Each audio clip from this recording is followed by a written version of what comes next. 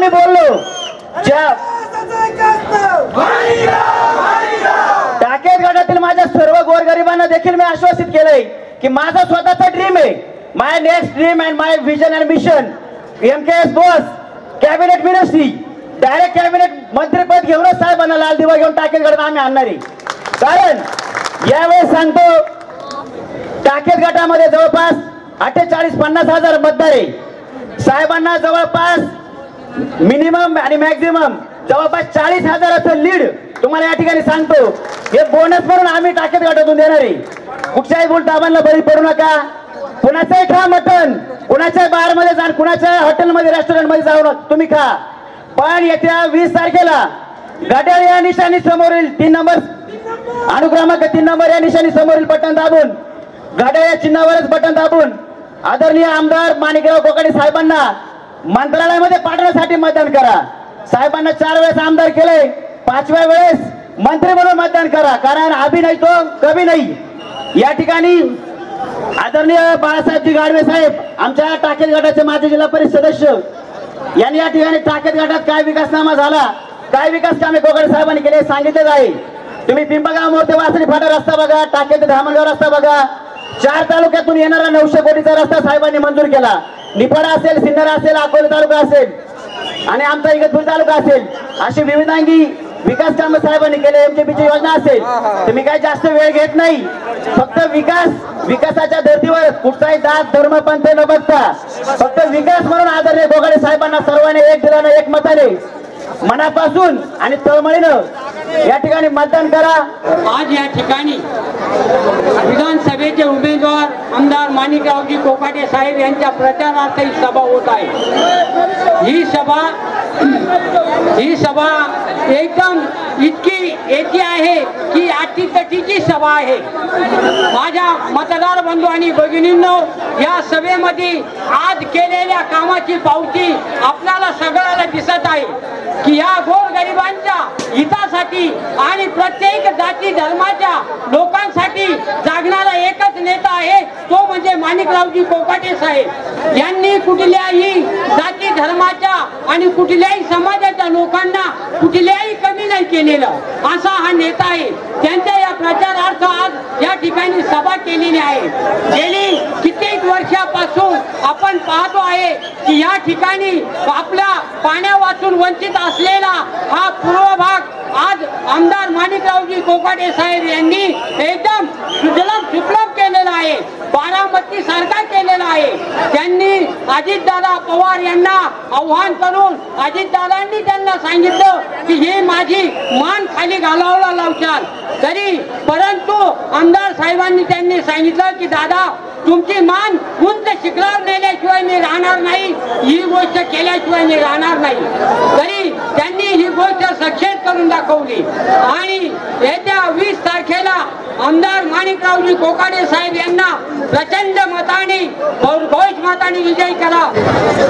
आज महाराष्ट्राचा आराध्य दैवत राजे छत्रपती यांना वंदन करून सर्व महापुरुषांना विनम्र अभिवादन करतो. आज आपण या ठिकाणी सिन्नर तालुक्याचे भाग्यविधाते जलदूत आदरणीय माणिकरावजी कोकाटे साहेब यांच्या प्रचार सभेच्या निमित्ताने सर्वजण आपण हजर झालाय. खरं तर विकासावर काय बोलायचं, ही निवडणूक विकासावर आहे. म्हणजे बघा, विरोधक ज्या पद्धतीने प्रचार करताय त्या पद्धतीने आपल्याकडे एक सर्वात मोठा अजेंडा आहे. गेल्या 20-25 वर्षापासून आमदार साहेबांनी या तालुक्यात विविध क्षेत्रात अतिशय चांगलं काम या तालुक्यात उभं केलेलं आहे. आणि सिन्नर शहराची पाणीपुरवठा योजना असेल, कडवा योजना असेल, त्यानंतर पूरचारी असेल, अशा विविध योजना या तालुक्याचा विकास करण्यासाठी अतिशय चांगले आणि भरदार काम आमदार साहेबांनी केले आहे. मी सर्वांना विनंती करेल की आपण येणाऱ्या 20 तारखेला घड्याळासमोरील बटन दाबून प्रचंड मताने आमदार साहेबांना विजय करावं. आणि दुसरा मुद्दा एक की मनेगावच्या आणि कोंदेवाडीच्या सभेत समोरच्या उमेदवारांनी काहीतरी दिदीबद्दल बोलले. मी त्यांना आवाहन करतो की कोकाटे साहेबांनी या तालुक्यात कधीही जातीबाजीचं राजकारण केलं नाही. तुम्ही ज्याबद्दल आमच्या बहिणीच्या बाबतीत जे बोलले याचा सर्व या सभेतील सर्व आमदार समर्थक निषेध करतोय. तुम्हाला खेटायचं असेल तर आमच्याशी खेटा, त्या पैकीवर जाऊ नका एवढं तुम्हाला आव्हान करतो. आणि सर्वांनी काळजी काट्याने मी सर्व मतदारांना विनंती करेल, येणाऱ्या 20 तारखेला डोळ्यात तेल घालून लढाई ही सोपी आहे, परंतु लढाई ही लढाई असते. त्या पद्धतीने आपण सर्वांनी काळजी काट्याने मतदान करून जास्तीत जास्त आपल्या प्रत्येक गावात प्रत्येक बूथवर जास्तीत जास्त मतदान कसं होईल या पद्धतीने काळजी घेऊन विनंती करतो. एकच नाव, आता फक्त एकच नाव. महायुती व मित्र पक्षाचे अधिकृत उमेदवार, सिन्नरचे जलदूत, विकास पुरुष, ॲडव्होकेट आमदार माणिकरावजी कोकाटे साहेब यांच्या प्रचारार्थ राज्याचे उपमुख्यमंत्री, आपल्या पक्षाचे सर्वेसर्वा आदरणीय अजितदादा पवार यांच्या या सभेसाठी व्यासपीठावर उपस्थित असलेले महायुतीचे सर्व पदाधिकारी, मान्यवर, वेळेअभावी मी प्रत्येकाचा नामोल्लेख करणं टाळते, त्याबद्दल आपल्या सगळ्यांची दिलगिरी व्यक्त करते. आणि समोर उपस्थित असलेले माझे ज्येष्ठ मार्गदर्शक, माझ्या भगिनी आणि माझे तरुण बांधवांनो, आज खरं तर या जागेमध्ये बसायला लोकांना सोय होत नाहीये. स्टेजच्या मागे अनेक कार्यकर्ते उभे आहेत आणि ही खरं तर विजयाची एक पहिली पायरी आहे असं म्हटलं तरी काही वावगं ठरणार नाही. सर्वप्रथम आपल्या सिन्नर शहराच्या विकासात ज्यांनी अतिशय भरीव योगदान केलं, बसू द्या बायकांना बसू द्या सर, बाकी नका बसू देऊ, महिला बसू द्या, बाकी मी पुरुषांना विनंती करते थोडं बाहेर सरका, महिला बसू द्या प्लीज, महिला पुढे येऊ द्या, दादा मागून महिला पुढे येऊ द्या. सिन्नर शहराच्या विकासात ज्यांनी भरीव योगदान दिलं असे आपल्या सिन्नरचे माजी नगराध्यक्ष कैलासवासी हरिश्चंद्र लोंढे साहेब यांचं खरं तर स्मृती दिन आहे, वाढदिवस आहे. मी त्यांच्या स्मृतीस विनम्र अभिवादन करते. तसेच आपल्या नाशिक जिल्ह्याचे खासदार हरिश्चंद्र चव्हाण यांचं सुद्धा आज निधन झालेलं आहे. मी त्यांना भावपूर्ण आदरांजली अर्पण करते. गेल्या काही दिवसांपासून या रणधुमाळीला सुरुवात झालेली आहे आणि अतिशय उत्साहात सगळीकडे कोकाटे साहेबांचं स्वागत होतंय, सत्कार होतोय. खरं तर साहेबांची तब्येत जशी निवडणूक सुरू झाली त्या दिवशीपासून थोडी त्यांचं थंडी, ताप, विकनेस, घसा जाम झाला, बोलताना खोकला येतो. मात्र ही निवडणूक जनतेने हातात घेतलेली आहे आणि याचा परिचय आज आपल्या समोर बसलेल्या जनतेमुळे होत आहे. अनेक मुद्दे या राजकारणाचे आहे. गेल्या 25-30 वर्षांपासून सक्रिय राजकारण हे कोकाटे साहेब करत आहेत, चळवळीचा कार्यकर्ता. मी अनेक वेळा म्हणते, साहेबांनाही सांगते की साहेब तुम्हाला संघर्षाशिवाय आयुष्यात काही मिळालं नाही. कोणतंही पद, कोणतीही निवडणूक सहजासहजी पार पडली असं त्यांच्या आयुष्यात कधीही घडलेलं नाहीये. खूप कष्ट करावे लागतात. कामं जरी केली तरीही निवडणुकीच्या कालावधीमध्ये सुद्धा खूप कष्ट असतात. मात्र ही जनता एवढी निस्वार्थपणे साहेबांवर प्रेम करते की एवढ्या कष्टातनं हा एक मोठा परिवार साहेबांनी जोडला गेलेला आहे आणि गेल्या 25-30 वर्षांपासून या मतदारसंघाची सेवा करायची संधी आपण सगळ्यांनी त्याला दिलेली आहे. खरं तर ही निवडणूक फक्त आणि फक्त विकासाच्या मुद्द्यावर लढली गेली पाहिजे. आज अनेक लोक म्हणतात की आम्ही जातीवाद करतो. कुठे आला आमचा जातीवाद? कुठे दिसला आमचा जातीवाद? जे लोक भाषण करतायत ते लोक ज्यांना पद दिली आहेत ते पद साहेबांना त्याला दिलेत. हे जातीवादाचं आपल्याला शिकवताय. कोणत्या समाजावर अन्याय झाला मला सांगा? माळी, कोळी, साळी, वंजारी कोणता समाज असा आहे ज्याला साहेबांनी सोबत घेतलं नाहीये? जगदीश कुरेंसारखे एक प्रामाणिक कार्यकर्ते, मार्केटला उमेदवारी द्यायची म्हणजे द्यायची हे साहेबांनी ठरवलं आणि त्यांना न्याय दिला. अशोक मोरे काकांसारखे एक प्रामाणिक कार्यकर्ते, नगराध्यक्ष पदासाठी त्यांना उमेदवारी दिली. त्याच्यानंतर नितीन दादा आज आमच्या इथे आहे, नितीन आव्हाड, त्यांना खरेदी विक्रीचं चेअरमन केलं. कोणत्या समाजावर? आज कांदळकर सर आहे. अहो मी निवडणुकीला माझ्या जिल्हा परिषदला ज्यावेळेस उभी होती त्यावेळेस माझ्या बरोबर पंचायत समितीला बाबा कांदळकरांच्या मिसेस खाली उभ्या होत्या. त्या काळामध्ये आज मच्छूदादा इथे आहे, आज ते सुद्धा आपल्या बरोबर जोडले गेलेले आहेत. पण ते एक मराठा समाजाचे उमेदवार पंचायत समितीला असताना सुद्धा फक्त आणि फक्त कोकाटे साहेबांच्या निर्णयामुळे या गटाने एक धनगर समाजाची महिला पंचायत समितीला निवडून दिली. मग कोणत्या समाजावर अन्याय साहेबांनी केला हा मोठा प्रश्न माझ्या डोळ्यासमोर दिसतोय. आज प्रचाराला गल्ली बोळ्यांमध्ये मी फिरत असताना बघतीये की फक्त आणि फक्त मुद्दे कोणते, जातीवाद, चॉकलेट बिस्किट वाटणं, या मुद्द्यांवरच फक्त निवडणूक होत आहे. अत्यंत दुर्दैवी अशी घटना ही आपल्या सिन्नर मतदारसंघामध्ये चालू आहे. पण ही जनता दूधखोळी नाही, हिला सगळं माहित आहे विकास कोण करतं. अहो अत्यंत दुर्दैवी बाब सांगते, आज पूरचारी, ज्या माणसाने पूरचारी निर्माण केली, पूरचारी केलीच नाही तर कोणतीही मंजुरी नसताना आउटलेट वरनं सगळीकडे पोटसाऱ्या काढून बंधारे भरायचं काम केलं. हे लोक म्हणतात हे काम कोकाटे साहेबांचं नाही, मग आपण करतो तरी काय? याच्यामध्ये त्यांचं योगदान करे काय?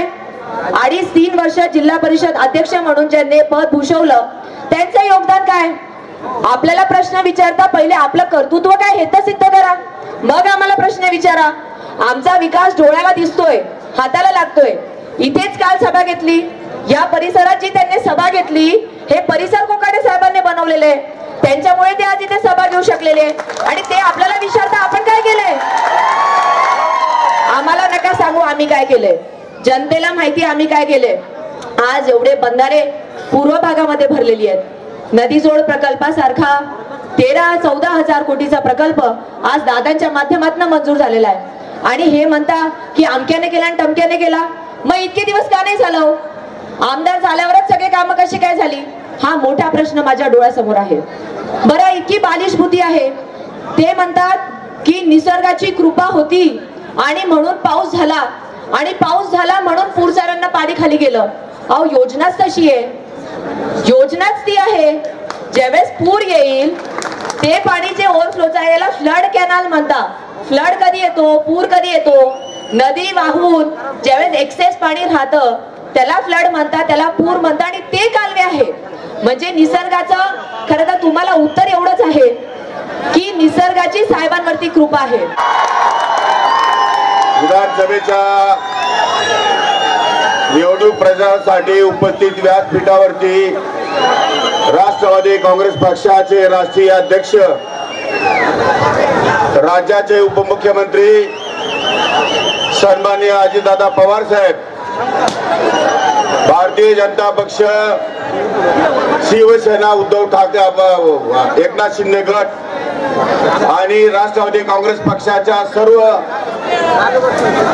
पदाधिकाऱ्यांची मान्यवर, उपस्थित सिन्नर विधानसभा मतदारसंघामध्ये मोठ्या प्रमाणात उपस्थित असलेले शेतकरी बांधव, महिला भगिनी, टाकेट गटातून आले आमचे सर्व आदिवासी बांधव आणि माझ्या सहकारी मित्रांनो, विधानसभेची निवडणूक शेवटच्या टप्प्यामध्ये आहे आणि दादांना अनेक मतदारसंघ या ठिकाणी बघायचे आहेत. खरं म्हणजे दादांनी यापूर्वी सिन्नर विधानसभा मतदारसंघातल्या जनतेला आश्वासित केलेलं आहे की या मतदारसंघाचे प्रश्न सोडवण्यासाठी सर्व ताकदीनिशी दादा आपल्या पाठीशी उभे राहणार आहेत. शेतकरी, कामगार, बेरोजगार, महिला या सर्वांसाठी युती सरकार मार्फत दादांच्या नेतृत्वाखाली अनेक योजना आपल्यापर्यंत पोहोचलेल्या आहेत. लाखो बहिणींच्या घरामध्ये लाडकी बहीण योजनेच्या माध्यमातून पैसा आलेला आहे. शेतकऱ्यांची लाईट बिल या ठिकाणी माफ झालेली आहे आणि पूरचारीच्या माध्यमातून सिन्नर तालुक्याच्या सर्व भागामध्ये शेतीसाठी पाणी उपलब्धता करण्यासाठी नदीजोड प्रकल्पाची या ठिकाणी मान्यता राज्याच्या कॅबिनेट मंत्रिमंडळासमोर आणून 13,495 कोटी रुपयाला या ठिकाणी अजितदादाच्या मार्फत आपल्याला मान्यता प्राप्त झालेली आहे. सिन्नर तालुक्यातल्या शेतकरी बांधवांचं आणि आमच्या तरुण सहकाऱ्यांचं भवितव्य हे अत्यंत उज्ज्वल आहे. दादांच्या हातामध्ये जर या ठिकाणी आपण सत्ता दिली तर दादा राज्याचं चित्र बदलू शकतात. दादांचे हात बळकट करण्यासाठी या विधानसभा मतदारसंघामध्ये मी पुन्हा एकदा आपल्या समोर आपली सेवा करण्यासाठी आणि आपले उर्वरित प्रश्न सोडवण्यासाठी उभा आहे. मित्रहो, निवडणुकीमध्ये वावड्या येतात. निवडणुकीमध्ये वेगवेगळ्या प्रकारची अफवा पिकवली जाते आणि ज्यांचं चारित्र्य, ज्यांचा इतिहास अत्यंत वाईट आहे, अशा लोकांनी जनतेमध्ये या ठिकाणी संभ्रम निर्माण करावा ही आपल्या सर्वांच्या दृष्टीनं अत्यंत दुर्दैवाची गोष्ट होती. ज्यांचा इतिहास अत्यंत विश्वासघातक आहे, ज्यांच्या इतिहासामध्ये ज्यांनी कधीच कोणाला साथ दिली नाही, अशी माणसं उद्याच्या विधानसभेमध्ये या ठिकाणी जाण्याचा केविलवाणा प्रयत्न करताय. अशांचे मनसुबे कधी या ठिकाणी साध्य होऊ देणार नाही. कारण आपली जनता, सिन्नरची जनता ही अत्यंत हुशार आहे, बुद्धिवादी आहे. या जनतेला सर्व कल्पना आहे की हा तालुका कोणत्या दिशेला घेऊन जायचा आहे. आम्ही जेव्हा स्पर्धा करतो तेव्हा आम्ही बारामतीवर स्पर्धा करतो. सर्वात उंच स्थान जे आहे राज्यामध्ये ते बारामतीच आहे. देशाचे पंतप्रधान, देशाचे राष्ट्रपती, देशाचे केंद्रीय मंत्री, अनेक राज्याचे मुख्यमंत्री फक्त बारामतीला भेट देतात. कारण त्या ठिकाणी अजितदादांच्या नेतृत्वाखाली आमूलाग्र असा बदल त्या ठिकाणी झालेला आहे. आपल्या मतदारसंघामध्ये आपण अनेक प्रश्न सोडवलेले आहेत, अनेक प्रश्न या ठिकाणी मार्गी लागलेले आहेत, परंतु अद्याप माझ्या मनासारखं या ठिकाणी काम अजून झालेलं नाही.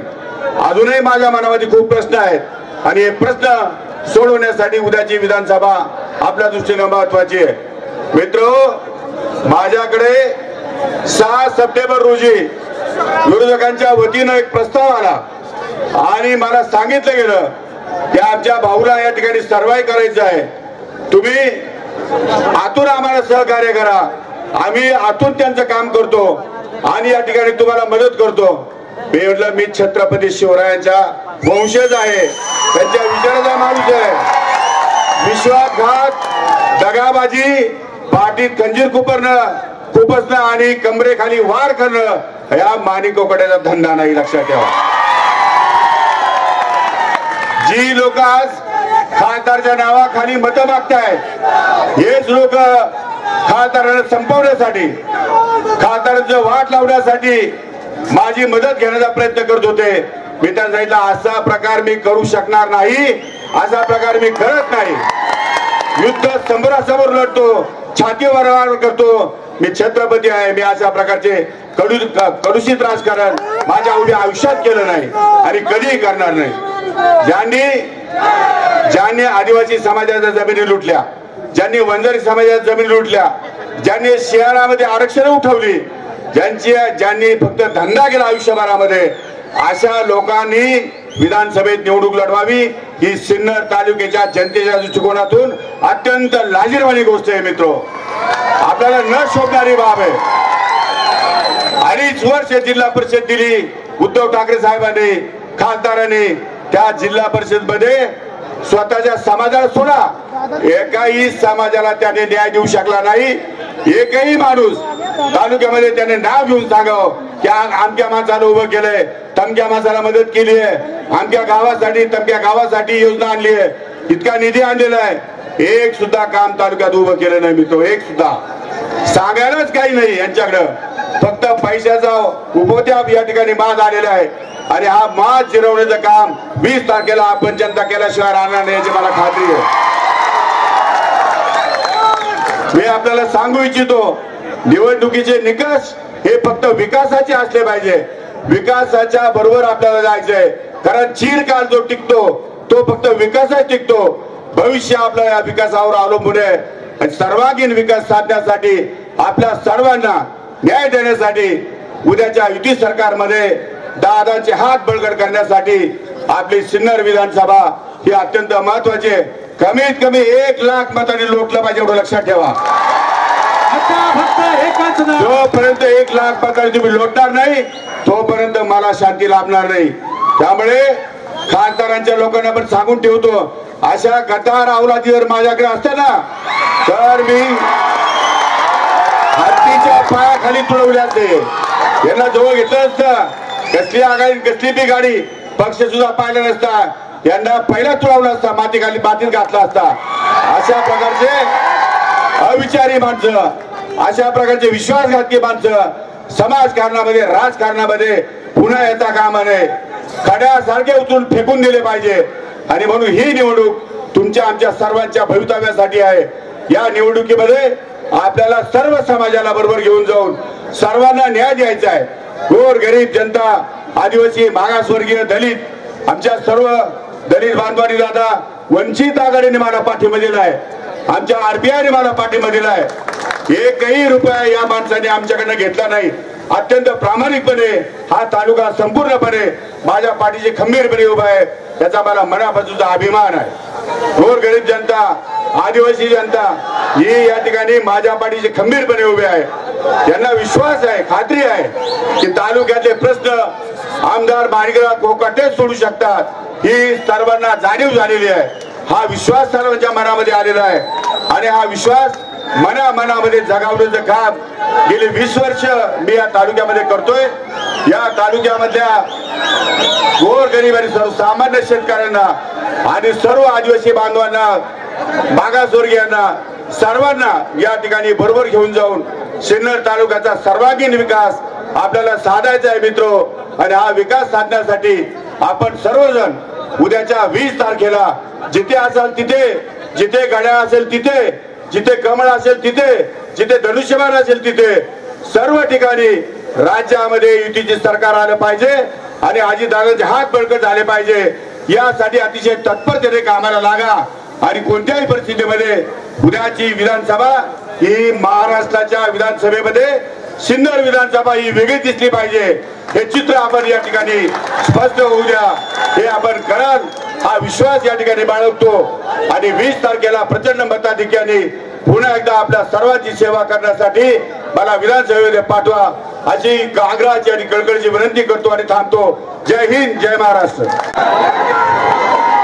सिन्नर विधानसभा मतदारसंघाचे महायुतीचे अधिकृत उमेदवार ॲडव्होकेट माणिकराव कोकाटे यांच्या प्रचाराच्या निमित्तानं जी सभा होतीये त्या सभेला उपस्थित असणारे भाजपा, शिवसेना, राष्ट्रवादी काँग्रेस पक्ष, आरपीआय, वेगवेगळे महायुतीचे घटक पक्ष यांचे सर्व सन्माननीय पदाधिकारी, कार्यकर्ते, आजी बाजी, माझे सहकारी, माझ्या सिन्नर विधानसभा मतदारसंघातील जमलेले सगळे माय माऊली, माझे बांधव, माझे तरुण सहकारी आणि माझ्या बंधू भगिनींनो, वेळ झालेला आहे. मला इथली सभा, कोपरगावची सभा करून मुंबईला मोदी साहेबांच्या सभेला जायचं आहे, त्यामुळे मला घाई आहे.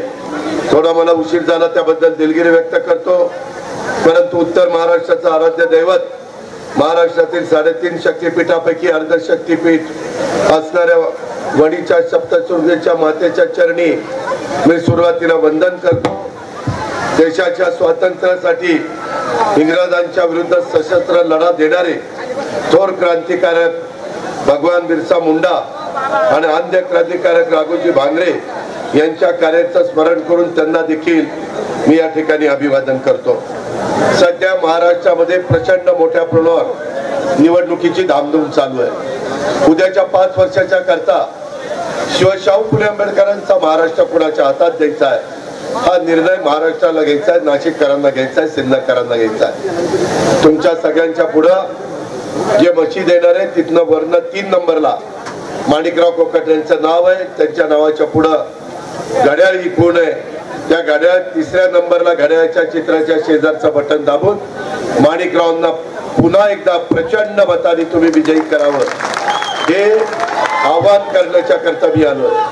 मित्रांनो, आम्ही कारभार चांगला करण्याचा प्रयत्न केला. एकनाथराव शिंदे असतील, देवेंद्रजी असतील, मी असेल, आम्ही काही राजकीय भूमिका घेतल्या, वैयक्तिक स्वार्थाकरता घेतल्या नाही. ते आपापल्या भागाला, आपापल्या राज्यातल्या परिसराला न्याय देण्याच्या करता, विकास साधण्याच्या करता केंद्राचा मोठ्या प्रमाणावर निधी तुमच्या माझ्या महाराष्ट्राला येण्याच्या करता आणि ज्या मतदारांनी आम्हा आमदारांच्यावर जबाबदारी टाकलेली होती त्या जबाबदारीला पात्र ठेवण्याच्या करता आम्ही अशा प्रकारचे निर्णय घेतले आणि त्याच्यामुळेच करोडो रुपयांचा योजना आम्ही आपल्या सगळ्यांच्या करता त्या ठिकाणी आणू शकलेलो आहे। त्या सगळ्या गोष्टी करत असताना मला आवर्जून सांगायचं, मी मागे सिन्नरला आलो होतो त्यावेळेस पाण्याच्या संदर्भातलं कसं काम माणिकरावांच्या दूरच्या दृष्टीतनं इथं निर्माण झालंय, सगळे तलाव कशा पद्धतीनं भरले गेले हे देखील आपण सगळ्यांनी महाराष्ट्राला दाखवून दिलं।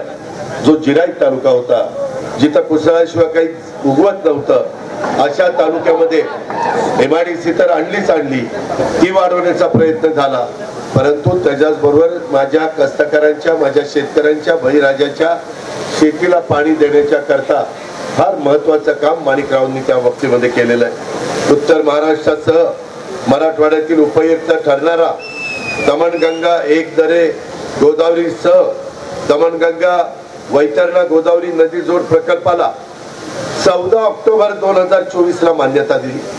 हे दोन्ही नदी जोड प्रकल्प 15,710 कोटी रुपयांचे। या निर्णयामुळे माझ्या नाशिक जिल्ह्याला तर फायदा झालाच, परंतु सिन्नर तालुक्याच्या कपाळावरचा अवर्षण प्रवणग्रस्ताचा कलंक त्या ठिकाणी पुसला जाणार आहे। आपल्याला या योजना करायच्या, त्या योजना आपल्याला केंद्राचा निधी लागणार आहे। त्याकरता स्वतः मोदी साहेबांनी पुण्यामध्ये सांगितलं, महाराष्ट्रात सांगतायत, इतर सभात सांगतायत, अमित शहा सांगतायत। आतापर्यंत मोदी साहेबांनी आपल्याला 10 लाख कोटी रुपये दिलेले, टप्प्याटप्प्यामध्ये दिले। आता 1 लाख कोटीची कामं चाललेली। आज आम्ही ज्या काही कामं करतोय त्या संदर्भामध्ये आपल्याला हा उत्साह 20 तारखेपर्यंत टिकू द्या, उगीच मला चिडायला लावू नका। त्यामध्ये आपल्याला सगळ्यांना केंद्राचा निधी पाहिजे, वर्ल्ड बँकेचा निधी पाहिजे, जायकाचा निधी पाहिजे, आपल्या राज्य सरकारचा निधी पाहिजे, कारण 13,000 दमणगंगा वैतरणा गोदावरी नदी जोड प्रकल्पाच्या साठी 13,497 कोटी 24 लाख रुपयाच्या प्रस्तावाला आम्ही मान्यता दिलेली आहे आणि या प्रकल्पातनं 160.97 दशलक्ष घनमीटर पाणी उपलब्ध होणार आहे। त्याच्यातून 33,000 हेक्टर क्षेत्र सिंचनाखाली येणार आहे। त्या सगळ्या दमणगंगा एकदरे गोदावरी नदी प्रकल्पासाठी 2,213 कोटी 53 लाख रुपये प्रस्तावाला देखील आपण मान्यता दिलेली आहे आणि या प्रकल्पामुळे 100 दशलक्ष घनमीटर पाणी उपलब्ध होणार आहे आणि 12,998 हेक्टर क्षेत्र ओलिताखाली येणार आहे। माझ्या मागे माणिकरावांनी कधी काम करत असताना जातीचा, पातीचा, नात्याचा, गोत्याचा विचार केला नाही। शाहू फुले आंबेडकरांच्या विचारधारेने सगळ्या जाती धर्माच्या लोकांना बरोबर घेऊन जाण्याशिवाय आपल्याला आपल्या सिन्नरचा, नाशिकचा, राज्याचा सर्वांगीण विकास करता येणार नाही ही भावना त्यांच्या मनामध्ये पूर्णपणे बिंबवली गेलेली आहे आणि त्याच्यामुळेच त्यांनी मला सांगितलं की अजित पवार, आद्य क्रांतिकारक राघोजी भांगरे हे आदिवासी बांधवांच्या सह आपल्या सर्वांचं श्रद्धास्थान आहे आणि वसाळी त्यांचं भव्य स्मारक उभारावं यासाठी माणिकराव साहेबांनी सातत्याने माझ्याकडे पाठपुरावा त्या बाबतीमध्ये केला। श्री कोकाटे साहेबांच्या पाठपुराव्यामुळे मंत्रालयामध्ये 28 डिसेंबर 2023 ला मी बैठक घेतलेली होती आणि आद्य क्रांतिकारक राघोजी भांगरे यांच्या स्मारकासाठी या बैठकीत 483 कोटी रुपयाचा आराखडा हा मला सादरीकरण करण्यात आला। त्यानुसार पहिल्या टप्प्यात 388 कोटी रुपयांची स्मारक उभारणं आणि दुसऱ्या टप्प्यात विकास कामाच्या साठी 96 कोटी रुपये देण्याच्या अपेक्षित आपण आहे आणि हे मी माझ्या नियोजन खात्याकडे घेतलेलं आहे। उद्याच्याला आम्ही ज्यावेळेस योजना देतो त्यावेळेस पुन्हा निधीची कुठं कमतरता भासू नये ही माझ्यासारख्या कार्यकर्त्याची भावना असते। मी अनेक वर्ष माणिकरावांना फार जवळनं बघतोय। माणिकरावांनी मलाचा मोठेपणा दाखवला। मधल्या काळामध्ये मी थोडासा बारामतीच्या व्यतिरिक्त दुसरीकडे कुठं उभं राहावं का काय विचार करत होतो। त्यांनी सिन्नरला मला बोलवलं, तो त्यांच्या मनाचा मोठेपणा तुमचा सगळ्यांचा मोठेपणा होता, त्याबद्दल मी आपल्याला धन्यवाद देतो। शेवटी आपल्याला समाजाच्या शेवटच्या माणसापर्यंत काम करायचंय। बाबांनो, तुमच्या इथल्या इमारती बघितल्या, तुमच्या इथलं बस स्थानक बघितलं, कोणतीही गोष्ट करताना त्या लोकप्रतिनिधीला आवड असावी लागते की जीव ओतून काम करायचं, मन लावून काम करायचं, हे आपलं स्वतःचं घर समजून काम करायचं. आणि त्याच्यामुळे इथं मी ज्या वेळेस येतो त्या वेळेस प्रत्येक इमारत, नगरपालिका असेल, जिल्हा परिषद असेल, माझी राज्य सरकार असेल, कुणाची इमारत माझ्या सिन्नरच्या वैभवामध्ये भर घालणारी आहेच, परंतु येणाऱ्यांना पण अभिमान वाटेल, तिथं कामाच्या निमित्तानं जातील, त्यांना सगळ्या सुविधा मिळतील, अशा प्रकारची दूरची दृष्टी आमच्या माणिकरावांची त्या बाबतीमध्ये राहिलेली आहे. आणि लोकप्रतिनिधी देखील असाच असला पाहिजे. आज माणिकरावांनी तुमचं एक महत्वाचं काम हातामध्ये घेतलेलं आहे. जे सिन्नरकरांच्या करता येईल ते करण्याच्या करता रात्रंदिवस ते त्या ठिकाणी कष्ट घेत असतात.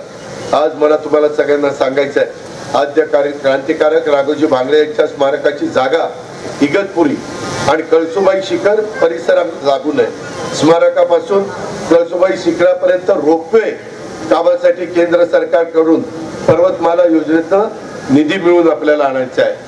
तो आम्ही का आणू शकतो?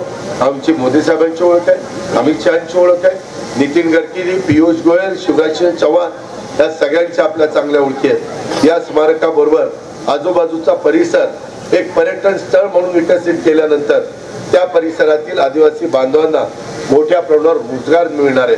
सिद्धेश्वर धरण परिसरात सुशोभीकरण आणि वृंदावन बागेच्या धर्तीवर विकास करण्याच्या सूचना देखील आपण दिलेल्या आहेत. या सविस्तर प्रस्ताव आपण केंद्र सरकारकडे पाठवतोय.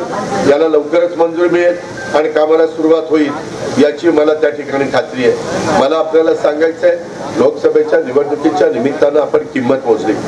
माझ्या मागासवर्गीय समाजाला संविधान बदललं जाणार, आरक्षण काढलं जाणार, घटना बदलली जाणार. अब की बार 400 पार. कशाला आहेत ना 400 पार पाहिजे? 300 मध्ये, 350 मध्ये केंद्राचं सरकार येतं, असा काहीतरी चुकीचा समज अतिशय पद्धतशीरपणे विरोधकांनी पसरवला, ज्याला फेक नेरेटिव्ह म्हणतात.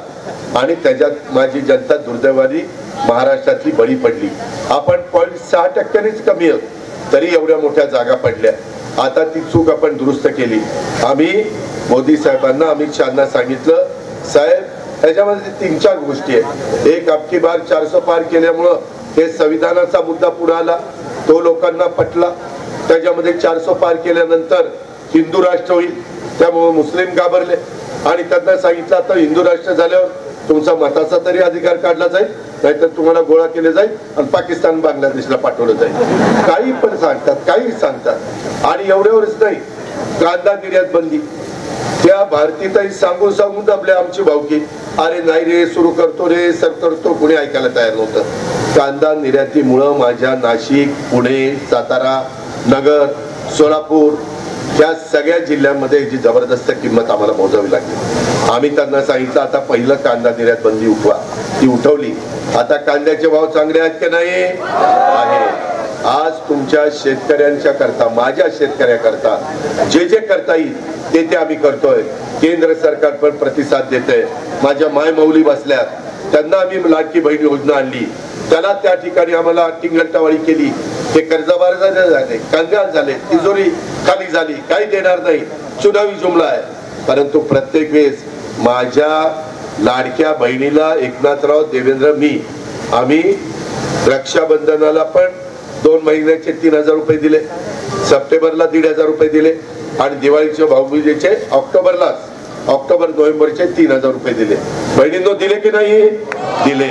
आज आमच्या बहिणींना सक्षम करायचंय, सबल करायचंय. त्याच्यातनं फार काही मोठं होणार नाही, परंतु विरोधक टीका करतात. अरे शाळ्यांनो, टीका करणाऱ्यांनो, तुमचं सरकार असताना 1.25 रुपये तरी दिला का रे? आणि आम्ही मात्र 1,000 रुपये देतो तरी तुम्हाला बघवत नाही. अरे त्या कुरपणीला जातात, रोजगार हमीवर जातात, झाडू पोछा करतायत, माझा स्वयंपाक त्या ठिकाणी करतायत, तिथं धुणं भांडी करतायत, हे काम ते करतायत. त्यांना नाही, त्यांना स्वतःचं काही मन नाही, त्यांना स्वतःला वाटत नाही की माझ्या करता तरी सिन्नरच्या बाजारात, नाशिकच्या बाजारात, इगतपूरच्या बाजारात, कुठं दिंडोरीच्या बाजारात गेलं तर काही घ्यावं. तिला त्या घ्यावंच वाटत नाही. तुम्हालाच वाटतं, बाकीच्यांना नाही वाटत. असं कसं चालेल? म्हणून त्यांच्याकरता योजना आणली. माझ्या मायमाऊलींनो, माझ्या बांधवांकरता पण आणली. 3, 5, 750 मीटर लाईट बिल माफ केलेलं आहे. मागचं बिल भरायचं नाही, चालू बिल 0 केलंय, पुढचं बिल भरायचं नाही. पण हे केव्हा होईल? तुम्हाला दुधाच्या करता 28 रुपये दर, त्याच्यामध्ये 7 रुपये अनुदान 3, 5, 8, 5 ला केलं. आता 1 ऑक्टोबर पासून तुम्हाला 35 रुपये, 28 आणि 7 35. का? माझा दूध उत्पादक शेतकरी टिकला पाहिजे. हे राज्य सर्वसामान्यांचं आहे, हे महायुतीचं आहे, हे आमच्या शेतकऱ्यांचं आहे, मायमाऊलींचं आहे, कष्टकऱ्यांचं आहे, तरुण तरुणींचं आहे. त्यांच्या करता देखील स्टायपन 6,000, 8,000, 10,000. 12वी झालेला, डिप्लोमा झालेला, डिग्री झालेला, त्यांनी अनुभव घ्यावा. त्यांना 6 महिन्याच्या अनुभवाला पैसे सरकार देत आहे. 10 लाख विद्यार्थ्यांना. बाकीच्या बाबतीतले निर्णय घेतले. पोलीस पाटलाचं मानधन वाढवलं, सरपंच उपसरपंचाचं वाढवलं, कोतवालाचं वाढवलं, आशा वर्करचं वाढवलं, अंगणवाडीवाल्यांचं वाढवलं, माझ्या होमगार्डवाल्यांचं दुप्पट केलं. 500 होतं ते 1000च्या वर केलं.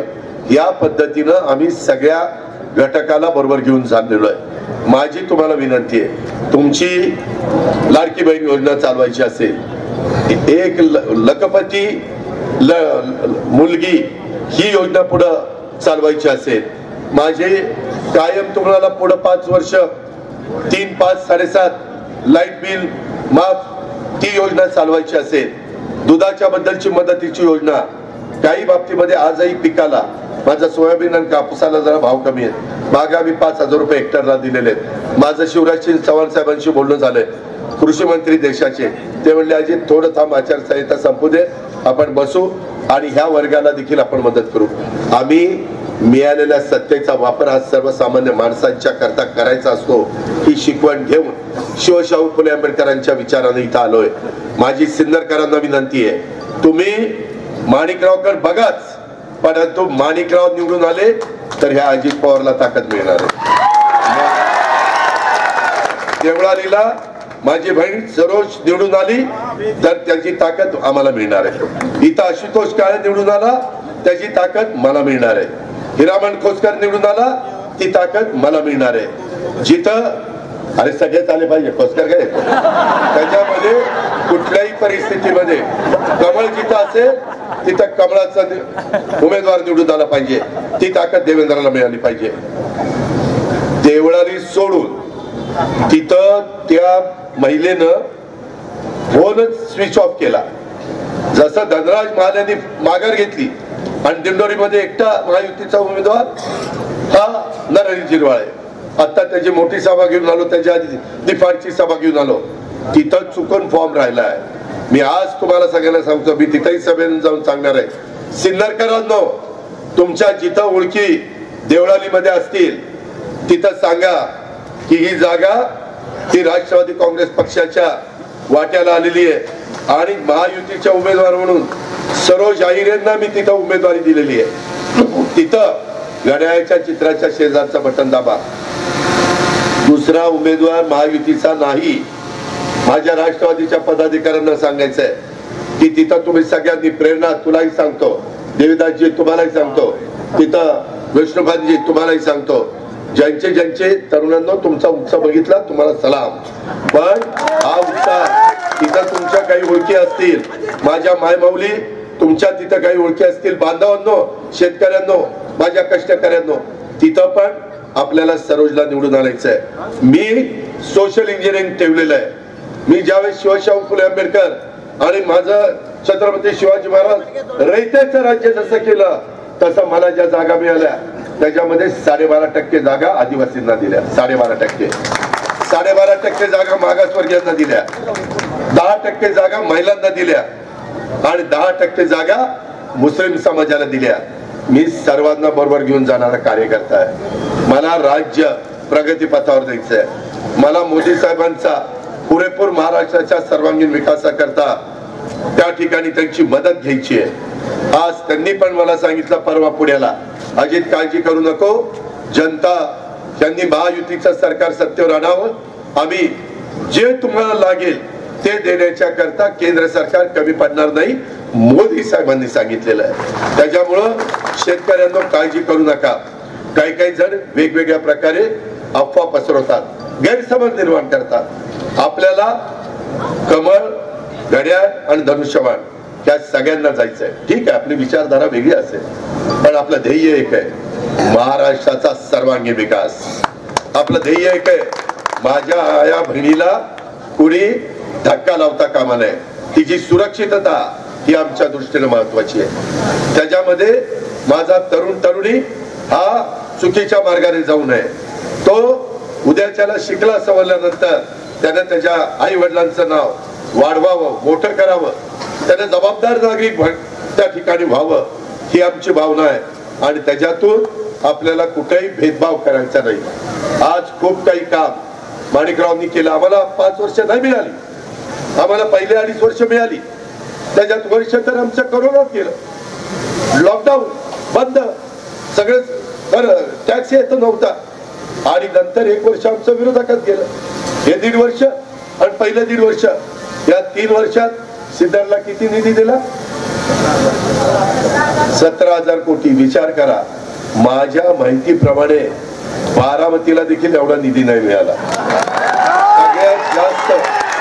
सगळ्यात जास्त निधी 288 मतदारसंघात मी, एकनाथरावांनी, देवेंद्रजींनी सिन्नर विधानसभा मतदारसंघात दिलाय. आम्ही आमचं काम केलंय. आता सिन्नरकरांनो, उद्याच्या 20 तारखेला मी सगळ्यात जास्त निधी घेऊन दाखवलाय. आता तुम्ही पहिल्या क्रमांकाने त्यांना निवडून आणा. आता तुमची, अरे तू निवडून आण रे, मंत्री पण करतो, तू काय समजतो? हा अजित पवारचा वाद आहे. अजित पवार जसं बोलतो तसं करतो. मी तुम्हाला सांगतो, मी वाद्याने सांगतो, तुम्ही तुमचं काम करा. माणिकरावांना महत्वाच्या पदावर नाही बसवलं तर त्याकरता घड्याळच्या चित्राचं शेजारचं बटन इथं दाबा, कोपरगावला दाबायला सांगा, सर्वोच्च ठिकाणी देवळालीला दाबायला सांगा, जिथं जिथं असेल तिथं ते दाबा बटन. आणि तिकडं आमचं धनुष्यबाण आणि कमळ, ही गोष्ट लक्षात ठेवा. मला आता पुढच्या सभेला जायचं, माफ करा. आता विजयी सभेला येतो आणि तुमचा